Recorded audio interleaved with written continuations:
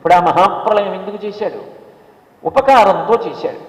అదే పరమాత్మ చంపుతున్నాడు ఒక్కొక్కసారి. ఎప్పుడెప్పుడు చంపుతానన్నాడు అవతారంగా వచ్చి? శుద్ధ సాధులందు నన్ను నమ్ముకున్న పరమ భక్తులైన వాళ్ళు ఉన్నారు. భగవంతుడు ఇలా చెప్పాడు, నేను ఇలా బ్రతుకుతానని. వాడి మానాన వాడు బతుకుతున్నాడు. వాడు భగవంతుడి పాదములు పట్టుకున్నాడు, భగవంతుడి కొరకే జీవిస్తున్నాడు. ఆయన ఎలా చెప్పాడో అలా బ్రతుకుతున్నాడు. అలా బ్రతుకుతున్న వాడి మీద రాళ్ళేసి చూద్దాం, అలా బతుకుతున్న వాడిని తిట్టి చూద్దాం, అలా బతుకుతున్న వాడిని బాధ పెట్టి చూద్దాం అంటే చంపడానికి నేను వస్తాను వాడి జోలికి.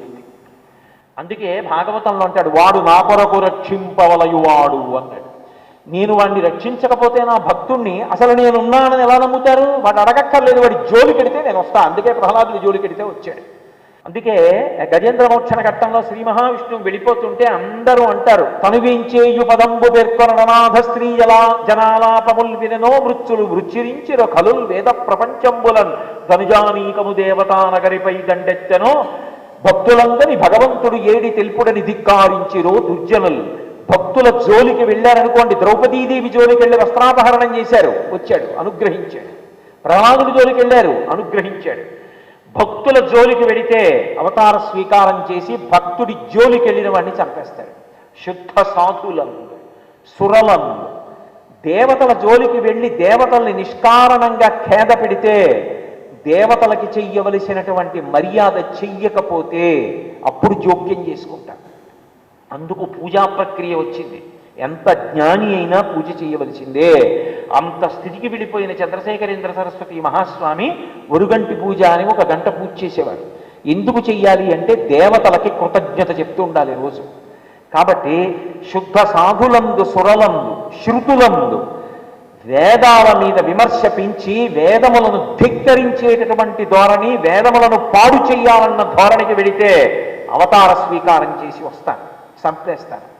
శుద్ధ సాధులందు సురలందు శృతులందు గోవులందు గోవులను అదే పనిగా బాధ పెట్టడం ఎక్కువైపోతే అప్పుడు లోకాన్ని ఒక చూపు చూడడానికి, గోవులను రక్షించడానికి నేను వస్తాను.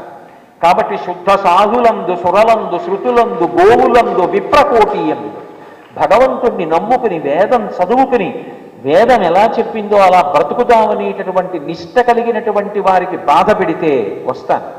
విప్రులందు ధర్మ పదవి ఎందు ధర్మాన్ని పాడు చేసేటట్టుగా ఈ ఆచారాలు ఏమిటండి, ధర్మం ఏమిటండి, ఎవరు చెప్పిన మాట అండి, సంతోషంగా బ్రతకడం గొప్పండి అని మాట్లాడేవాడు ఉంటాడే, వాణ్ణి పడగొట్టడానికి వస్తాను. వాడు పాడు చేస్తుంటే వాడి కోసం వస్తాను. కాబట్టి అలా ధర్మ పదవి ఎందు తవిలి నా ఎందు చిట్ట చివరికి నేను సృష్టించినటువంటి నీరు అది తాగి, నేను సృష్టించిన గాలి అది పీల్చి, నేనిచ్చిన శరీరం చర్మము రక్తము మాంసము కొవ్వు అస్థి శుక్ల మేధావిడి తాతగారి సొమ్ము కాదు, నేనిచ్చి నిర్మించాను శరీరం.